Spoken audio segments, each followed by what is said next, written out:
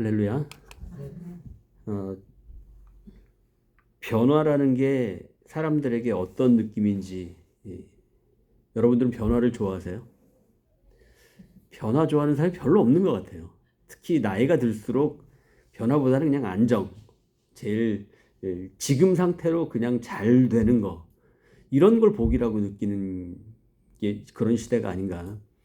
그런데 우리가 저도 뭐 50 몇 년 살았고 거기에 어떤 변화들을 맞이했냐 생각해 보면 저희 어렸을 때 생각나십니까? 그리고 좀 중학교 때, 고등학교 때, 대학교 때, 그리고 좀 결혼하고 그 이후로 바뀌어왔던 것들, 어떤 일들이 변화가 있었는지 기억이 나세요? 인터넷이라는 게 등장했죠. 그 이전에 인터넷 생각도 못 했잖아요. 한국에 뭐 하이텔, 나우누리, 천리안 이런 거 기억나십니까? 라이코스 이런 거. 이름도 없었던 그 당시 알지도 못했던 것이 갑자기 나오더니 전 세계가 막 대한민국이 들썩들썩했어요. 이메일 언제 만들어 보셨어요? 그 이메일 회사들이 처음에 너도 좀 이메일 만들어 봐. 이거 뭐 하는 건데? 이거 가지고 무슨 편지를 보내 귀찮게 해. 뭐 이렇게 그랬는데 그냥 재미로 하나씩 만들었는데 그 다음부터는 사람들이 그냥 이메일 없이는 모든 것이 다 이메일로 그냥 소통되는 그런 시대가 돼버렸죠. 휴대폰 1등 기업이 어디였죠? 처음에 휴대폰 나오고 나서 1등이 노키아였습니다. 이름이 기억나시는 핸드폰 회사입니까? 노키아. 2등이 모토로라. 이랬던 건데 애플3가 등장하더니만 갑자기 걸어다니면서 전화를 하는 그런 것, 우리가 꿈도 꾸지 못했던 휴대폰이라는 게 등장하더니만 그 안에 고화질 카메라를 넣어가지고 지금은 방송 장비보다 화질이 좋대요. 뭐 그 정도로 편하고 사람들은 전부 핸드폰 들고 다니면서 이렇게 장대에다가 하나씩 들고 다니죠. 그런 모습들, 웬만한 PC보다 잘 돌아가는 컴퓨터를 안에 들어가서 다들 그냥 그 안에서 업무 다 보고 이러고 있는 현실입니다. 세계 1위 자산 그룹이 어딘지 아십니까? 세계 1등 기업. 일경을 관리한대요. 일경. 우리가 아는 숫자, 제일 높은 숫자가 경이잖아요. 경위가 뭔가요? 몰라요. 없어요. 경이에요, 경. 자산 규모가 경이래요. 뭐 조가 아니라 천조 만조가 아니라 천만조를 넘어선 9,999만 조 다음이 경이에요. 근데 이 경을 운영하는 회사가 블랙록이라고 하는 세계 자산 1위라는 기업입니다. 여기에 레리 핑크 회장이라는 사람이 뭐라고 이야기했냐면 작년쯤일 겁니다. 모든 자산을 토큰화로 만들겠다 이렇게 이야기합니다. 그러니까 지금 우리가 알고 있는 뭐 금, 뭐 돈 이런 모든 것들을 이제는 토큰으로 바꾸겠다는 거예요. 말하자면 우리가 그렇게 거부감 느끼는 코인이라는 거예요. 그 세계 1위의 경을 움직이는 레리 핑크라는 사람이 내가 주도해서 모든 자산을 토큰으로 바꾸겠다 이렇게 얘기한 거예요. 그럼에도 불구하고 우리는 여전히 코인 그런 건 쳐다보면 안 돼. 이렇게 생각하고 있는 겁니다. 왜냐하면 변화가 싫으니까. 이게 우리 삶을 어떻게 바꾸는지는 잘 모르겠어요. 결국에 그 레리 핑크가 맘먹고 ETF라는 거, ETF가 뭔지 아시는지요? 뭐 저도 한 번도 안 해봐서 모르지만 주식으로 바꿔놓은 거예요.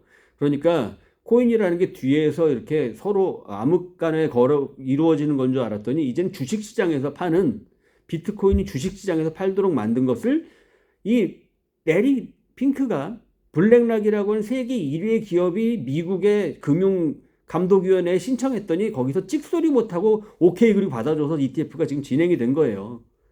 그러니까 세계의 삼성이니 LG니 한국의 최고 기업은 물론이고 세계 모든 기업의 대주주 1등, 2등이 항상 이 블랙락입니다.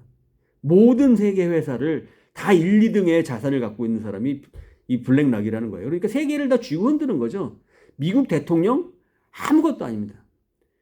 블랙락이 움직이면 다 움직여지는 거예요. 미국 국회 그런 거 필요 없습니다. 그냥 이 사람이 얘기하면 그대로 되는 겁니다.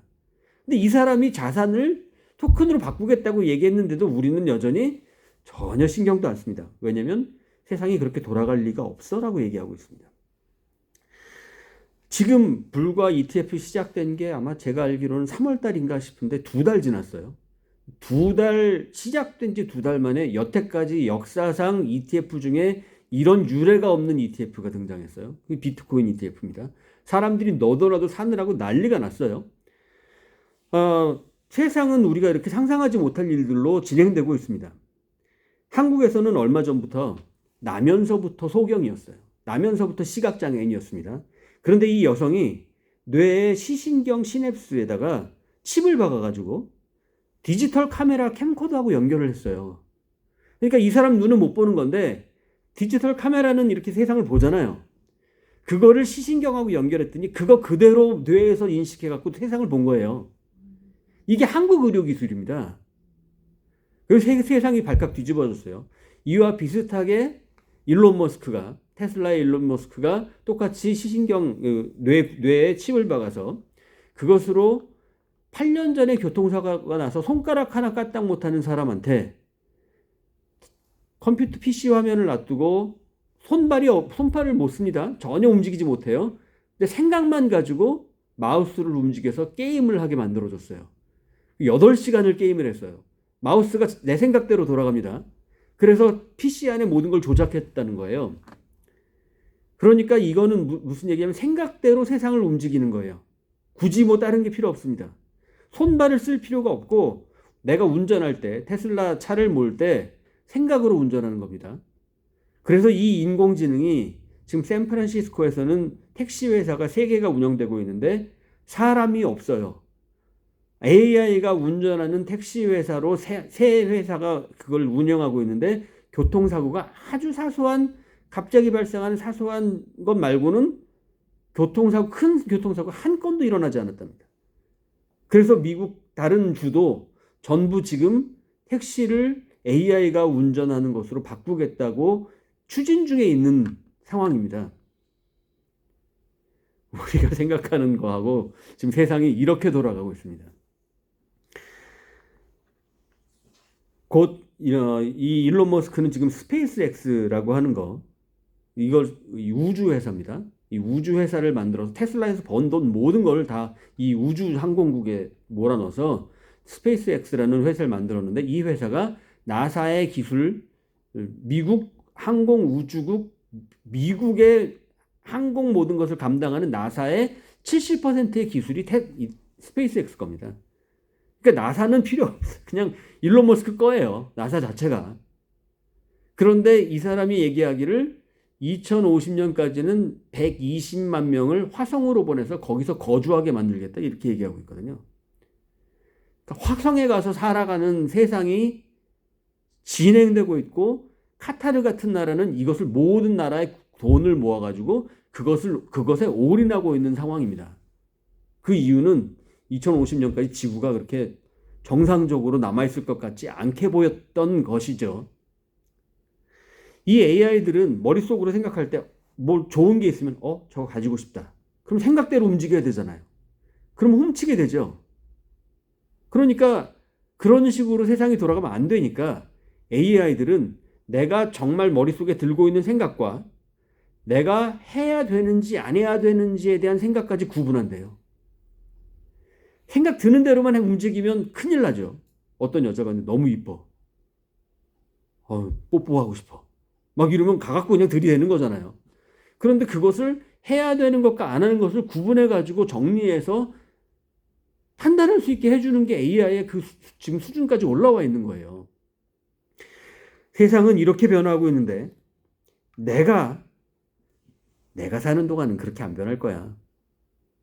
우리 지금 5, 60년 살면서 세상이 어떻게 변해왔는지 생각해보면 그것도 기가 막힌데 10년이면 강산도 변하는데 지금 1년이면 강산도 변하는 판이죠.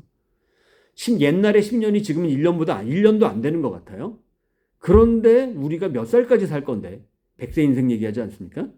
그러면 앞으로 몇 년을 사실 겁니까? 그런데 이 기간에 변화가 일어날까요? 안 일어날까요? 그런 일들은 우리 삶 속에 이루어질까요? 안 이루어질까요? 변화는 오는 겁니다. 내가 그러고 싶지 않다고, 맞이하고 싶지 않다고 해서 안 오는 게 아니고 세상은 흘러가는 거예요.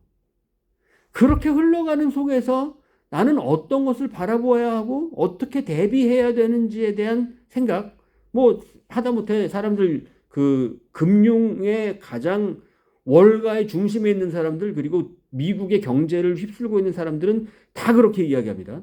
2030년까지 비트코인을 들고 있는 사람과 안 들고 있는 사람의 생활 수준은 완전히 달라질 것이다.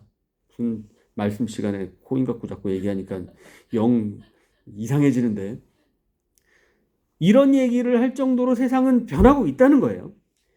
그런데 우리는 인생의 다가온 변화가 그렇게 셀 수 없이 많이 있고, 이 변화는 우리가 상상할 수 없는 빠른 시간에 진행될 것인데, 말하자면 10년 안에 우리는 지금처럼 은행일 못 볼 겁니다. 은행이 전부 거의 문을 닫는다고 하잖아요. 그러면서 은행 일도 못 보고, 예전에 어르신들이 핸드폰 나왔어도 그냥 전화 통화만 했잖아요. 나는 그런 거 필요 없다. 너무 어렵게 하고, 저희 어머니도 요양병원에 들어가 계실 때 휴대폰을, 통화만 되는 휴대폰을 드려도 불편하다고, 옛날 휴대폰이 좋은데 뭐 이렇게 얘기하셨던 기억이 나요. 우리가 딱 그렇게 되지 않을까요? 지금 이렇게 살아가면 아마도 10년 내에 우리가 변화를 거부하고 별 생각 없이 살면 아마 우리도 예전 그 노인분들처럼 똑같은 인생들처럼 그렇게 세상이 어떻게 돌아가는지 모르고 그냥 살다가 남들이 먹여주는 거 먹고 그냥 살다가 가지 않을까 싶어요. 너무 당연한 흐름이 우리의 삶 가운데 이루어지고 있는데 설마 그렇게 되겠어? 여태 그렇게 진행돼 왔는데도 사람들은 안 믿거든요. 너무 답답한 마음도 저는 한편으로 있습니다. 그런데 저에게 제일 답답한 것 중에 최고로 답답한 게 뭐냐? 복음입니다. 예수님이 오셨고 우리 위에 십자가 지셨고 사흘 만에 부활하셔서 죽을 수밖에 없는 우리는 천국으로, 예수님의 부활로 천국으로 가게 되었다. 이 확실한 진리. 세상이 아무리 바뀌어도 이 진리는 변하지 않는데 이걸 안 믿는다는 거. 이것처럼 답답한 게 없다는 거예요. 3년을 동고동락하면서 먹고 마시고 함께 잠들었던 제자들도 십자가를 지시니까 다 뿔뿔이 흩어지고 우리 망했다 그리고 도망갔잖아요. 사흘 만에 다시 살아나신다는 예수님의 말씀이 있었는데도 제자들은 그렇게 함께 지내는데도 귀등으로 들었습니다. 사람들은 굉장히 똑똑한 척 하는데 보면 굉장히 어리석은 것 같아요. 세계 최고 과학자들, 천문학자들, 의학 전문가들, 최고 권위자들은 인체의 신비 그리고 우주의 모습까지 다 알면 알수록 하나님을 믿을 수밖에 없다. 이 세상이 이런 거 보면 이것은 어떻게 따로 만들어질 수 있는 게 아니라 창조주가 존재하는 거다라는 걸로밖에는 표현할 수 없다고 다 그렇게 입을 모아서 합니다. 그냥 어설픈 과학자들 말고 진짜 최고 권위자들은 하나님을 인정할 수밖에 없다는 거예요. 성경은 오늘도 모든 사람 곁에서 복음을 선포하고 있는데 하나님의 사랑, 그에 따른 성육신, 십자가의 부활이 사람들의 귓등으로 튕겨져 나가고 있습니다. 그러면 우리들은 얼마나 예수님의 부활에 대해 깊이 받아들이고 있을까요? 우리들은 그 복음의 말씀을 들으면서 얼마나 가슴속 깊이 그리고 우리의 삶으로 만들어서 그걸 살아가고 있을까요? 오늘 본문은 예수님의 부활을 맞이하는 제자들의 이야기가 나옵니다. 제자들 7명이 등장하는데 물고기를 잡으면서 생업으로 돌아가 있는 상태죠. 이 본문을 두고 두 가지 해석을 하고 있습니다. 하나는 부활을 모르고 물고기를 잡으러 갔다가 물고기를 잡게 하신 예수님을 만났던, 그러니까 예수님 십자가에 달렸고 우리는 물고기나 잡으러 갈게. 그래서 낙심해가지고 절망해서 물고기나 잡고 있는데 물고기도 안 잡혀. 그래서 더 이상 어떻게 할 줄 몰라서 너무 깝깝한 그런 현실을 맞이해야 하는 제자들에게 나타나신 주님을 얘기하는, 보통은 이렇게 얘기됐던 것 같아요. 보통은. 그런데 다른 한 가지는요. 20장에 보면 오늘 본문 13절까지 말고 14절이 이렇습니다. 이것은 예수께서 죽은 자 가운데서 살아나신 후에 세 번째로 제자들에게 나타나신 것이라. 벌써 첫 번째, 두 번째 예수님 만나 주셨어요. 첫 번째는 몇 살은 안 됐지만 두 번째는 적어도 무슨 다락방에 있는데 예수님이 쑥 들어오시더니만 도마에게도 손 내미시고 뭐 이렇게 옆구리 찔러봐라 이러고 사람들이 다 봤잖아요. 그리고 나서 오늘 보면은 세 번째로 등장하는 겁니다. 그러니까 지금 이 제자들이 예수님의 부활을 알고 물고기 잡으러 간 건가요? 아니면 모르고 지금 첫 번째 이야기처럼 모른 채 그냥 예수님 부활 죽으셨다는 것 때문에 실망해서 물고기 잡으러 간 건가요? 요한복음에 의하면 두 번째 부활을 눈으로 보고 그런데 그때 두 번째 예수님께 나타나셨을 때 뭐라고 하셨냐면 너희는 이제 성령을 받아라. 너희는 성령님이 오셔서 너희들을 주관할 것이고 나는 이제 너희를 떠나갈 것이다 라고 얘기해서 이제는 그러면 하나님의 영이 우리에게 임재해서 우리가 하나님의 영으로 살아갈 수 있게 되겠구나 하고 예수님을 떠나보내는 마음으로 보내놓고 물고기 잡으러 온 그런 상황이 오늘 요한복음 21장에 나오고 있는 겁니다. 성령님의 인수인계를 받았다라고 할 수 있는 거죠. 그래서 생업으로 돌아왔다라고 하는 것은 이제 예수님을 만났고 이제 부활하신 주님의 그 뜨거운 사랑 이걸 경험하고는 가슴 벅찬 마음으로 내 생업에서 어떻게 하면 이 복음을 전할 수 있을까라는 마음을 가지고 뛰어들어 있다는 거예요. 그러니까 나름대로 이들의 지금 물고기 잡는 것은 소망에 차 있고 감사로 기쁨으로 하고 있는 일입니다. 그렇게 낙심했던 상황이 아니에요. 그런데 이들이 밤새 물고기를 잡았는데 한 마리도 잡히지 않습니다. 뭔가 좀 이렇게 소망이 있고 예수님도 부활하셨고 그러면 부활의 소망을 가지고 세상으로 돌아가면 우리 삶 속에 뭔가 좀 이루어져야 되잖아요. 기쁨도 주어지고 좋은 일로 가득 채워지는 게 우리가 믿고 있는 신앙의 어떤 좋은 흐름 아닙니까? 그런데 이들이 그렇게 처음 시작을 해갖고 물고기를 밤새 잡았는데 한 마리도 안 잡히는 겁니다. 이들이 밤새 물고기를 잡아서 그런 걸까요? 저는 낚시는 잘 모르는데 미국에 오니까 저희 그 동서가 거의 어부입니다. 물고기를 아주 잡는 걸 좋아해서 낚시를 데려갔어요. 그래가지고 새벽에 2시 반까지 자기 집으로 오라는 거예요. 그래서 2시 반까지 가가지고 3시간을 차를 타고 가서 막 해도 안 떴는데 거길 눈도 못 뜨고 거기에 낚싯대를 들이웠어요. 왜 그렇게 그런 날씨에 해야 되느냐? 물고기들은 따뜻하면 수면 위로 올라오질 않습니다. 물고기 제일 시원한 바다의 물 제일 아래로 가라앉는 거죠. 지금 물고기가 다 죽어 나가는 게 수면이 너무 수온 온도가 뜨거워서 그렇게 된 거잖아요.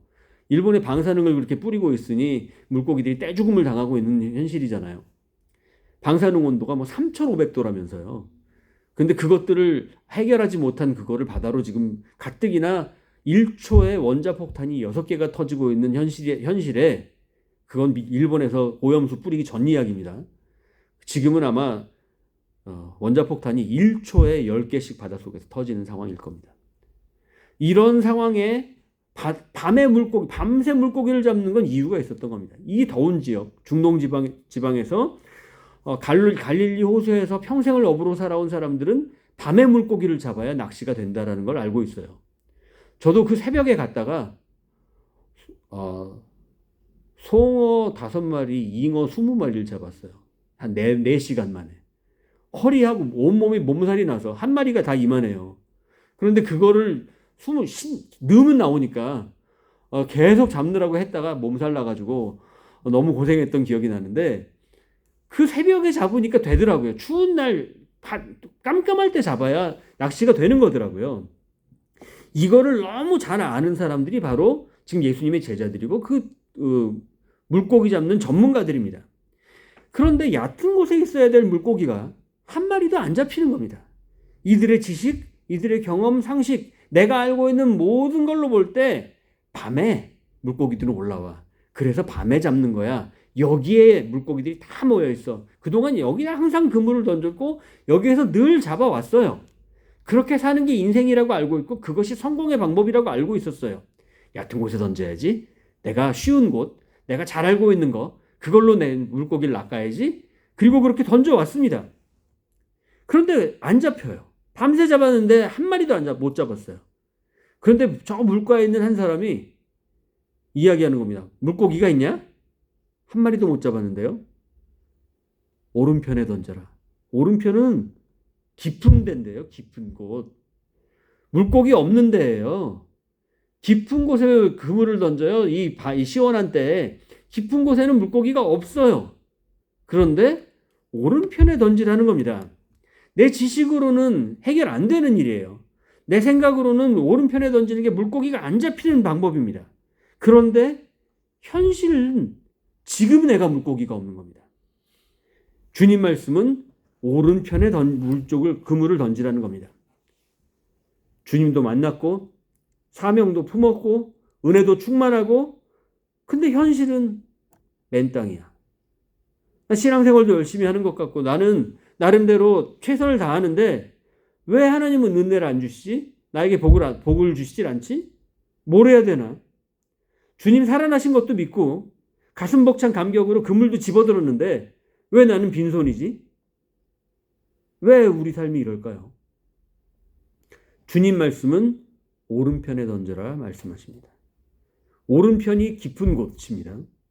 밤새 던져본 그 얕은 곳은 물고기가 없었는데 밤에는 깊은 곳에 물고기가 없는 게 상식이었는데 그런데 오늘날 우리는 내가 계산하고 내가 이해되는 쪽으로만 그물을 던져왔습니다. 내가 계산하는 것, 내가 아는 것, 내 지식으로 그물을 던져왔어요. 사람들 다 이렇게 살아가는 것 같습니다. 교회도 어쩌면 그렇게 하는 것 같아요. 목사님들도 보면 그렇게 살아가고요. 성도들도 그런 것 같아요. 교회에서 제가 한국에 있을 때 그런 이야기들을 했어요. 제가 장신대에서 신대원의 그 학생회장을 뽑는데 제가 출마를 했었거든요. 그때 주변에서 이야기하더라고요. 혹시 사업한 거 없었나? 사업한 경력을 넣어야 잘 나간답니다. 이 사업 수단을 목사가 가지고 있어야 교회를 부흥시킬 수 있다는 거예요. 그래서 목사의 잘 나가는 조건이 사업했던 경험. 그래서 제가 그 밑에다 몇 개 넣었던 기억이 납니다. 뭐 주변에 선거 운동하는 친구들이 그렇게 이야기하니까 없던 거 짜 만들어 가지고라도 넣어야 되는 상황이었어요. 그래서 넣었던 기억이 나는데 장사를 할 줄 안다는 거예요. 그래서 목사도 사업했던 사람을 쓴다는 겁니다. 손익분기점을 낼 줄 아는 사람이 목사를 했을 때 부흥을 한다고 그렇게 알고들 있는 거예요. 그래서 오늘날 교회들도 그렇게 목사님들을 뽑고 있어요. 실제로. 이것의 전문가들이 제자들입니다. 금을 던지는 것만큼은 누구보다 잘 알고 있고 최고의 전문가들입니다. 그런데 주님이 말씀하십니다. 말도 안 되는 현실적이지 않은 오른편에 던져라. 성경에서 오른편은 언제든지 오른편입니다. 오른편은 늘 성경에서 오른편으로 말하고 있습니다. 계산해서 더하기 빼기 한 결과가 옳고 그름이 아니라 나에게 엄청난 손해가 주어질지라도 목숨을 내주는 일이라도 생명을 구하는 일, 오로지 생명에만 관심이 있으신 주님의 그 생명에 올인하는 방법, 그것이 옳은 편이라는 겁니다. 하나님의 편. 우리가 잘해왔던 금을 왼편에 던지고 얕은 곳에 던졌던 손익계산, 그것은 던지면 던질수록 왼편입니다. 교회 부흥도 왼편일 수 있습니다. 진짜 옳은 편은 잃어버린 양 한 마리를 위해 우리의 모든 것을 내어주는 것이 옳은 편입니다. 그것이 진짜 부흥이고 교회가 정말 해야 하는 일이죠. 그때 말씀에 의지하여 그물을 던졌더니 153마리가 잡히는데 그물이 안 찢어집니다.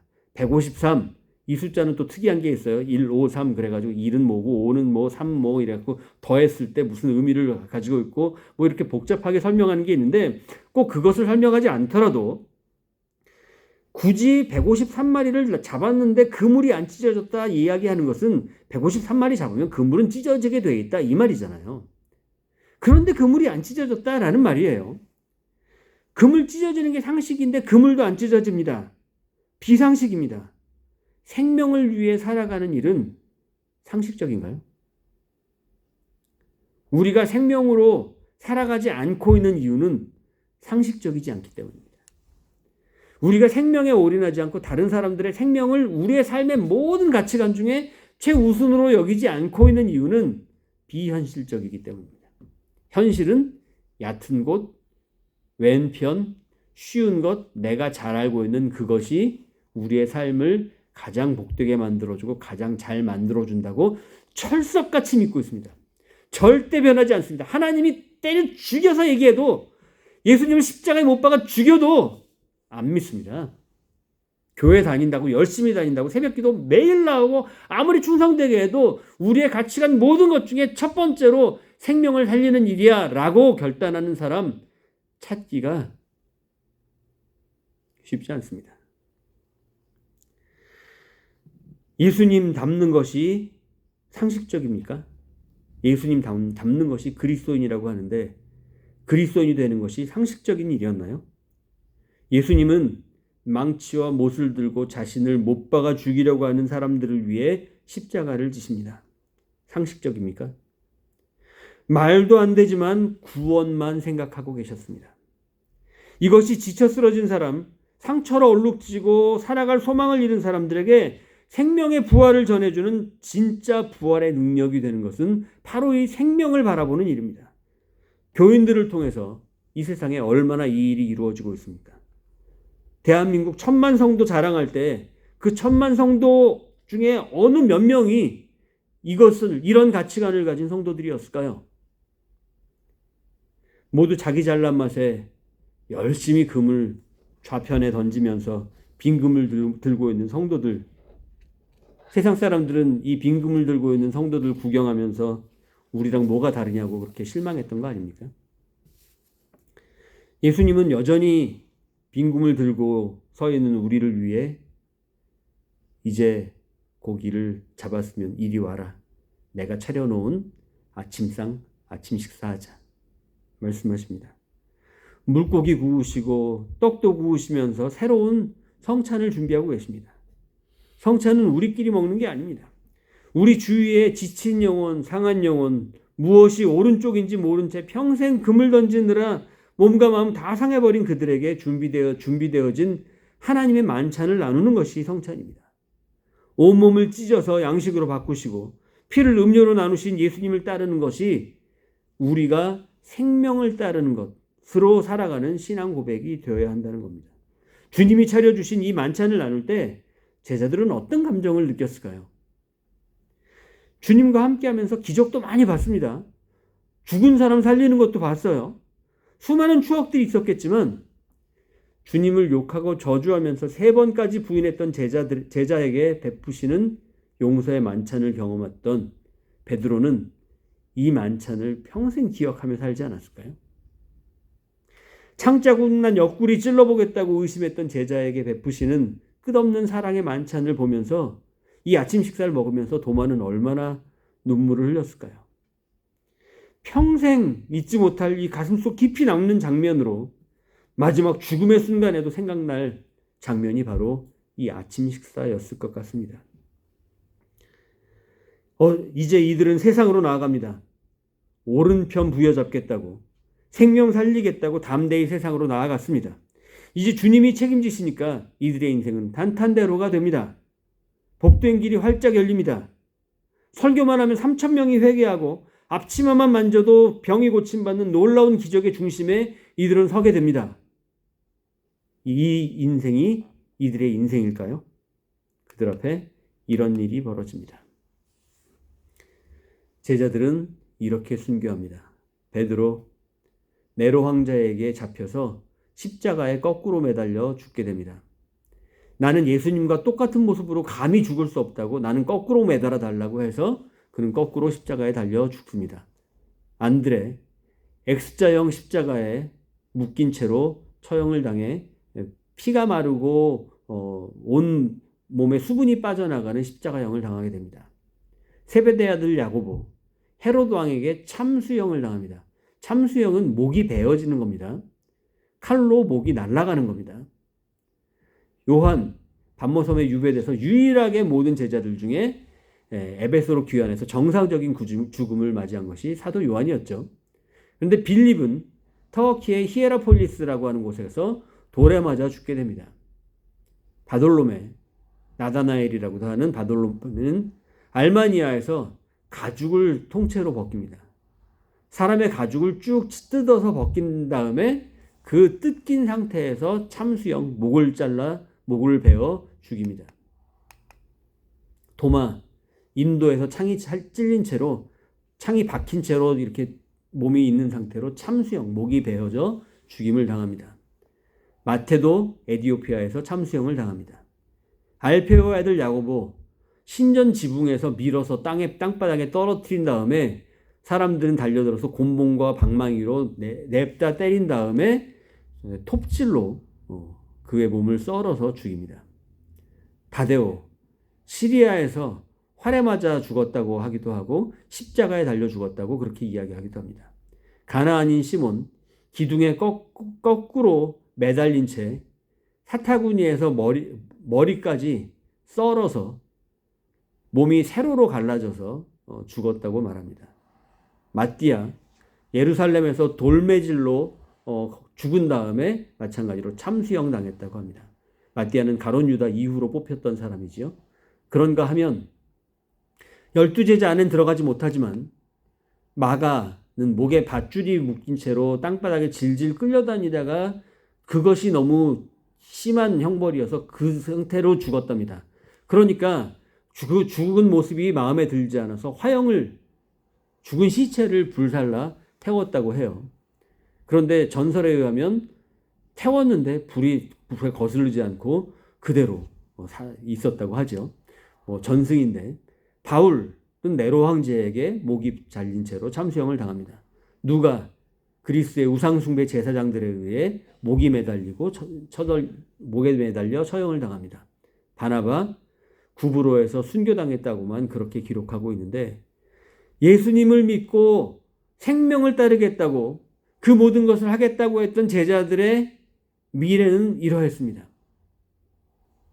생명, 하나님의 오른편을 믿고 따르는 것, 오른편에 던지는 일은 우리에게 능력입니다. 하나님의 능력이 표현되는 방법입니다. 다니엘도 사자굴에서 건져주셨고 용광로에 던져졌는데도 머리털 하나 상하지 않았습니다. 그러나 10번이면 10번 다 그런 건 아닙니다. 큰 손해로 다가오기도 하고 나한테 대체 왜 이러시냐고 불평할 만한 상황도 생길 수 있습니다. 하지만 여기서 우리가 볼 것은 그럼에도 불구하고 우리가 던지고 있는 그물은 오른편에 던지고 있느냐, 생명이 살아나는 편에 그물을 던지고 있냐는 겁니다. 여전히 내 입 속에서 밤새 그물 던지다가 왜 안 잡히냐고 짜증 부리는 것이 아니라 오른편에 던지면서 생명으로 나아가고 있다면 손해도 감사요, 십자가도 감사요, 순교도 감사인 것이죠. 이들의 순교는 지금 온 세상을 그리스도의 세상으로 바꿨습니다. 우리 시선은 어디 있습니까? 주님이 원하시는 깊은 곳, 그 오른편을 향해서 평생 그물을 던질 준비가 되어 있습니까? 우리 성도들의 삶의 그물이 주님 원하시는 그 오른편에 그물을 던지는 모습으로 천하보다 귀한 생명을 향해 그 생명들을 찾아내는 귀한 사역에 참된 그리스도인들로 세워지시기를 주님의 이름으로 축원합니다.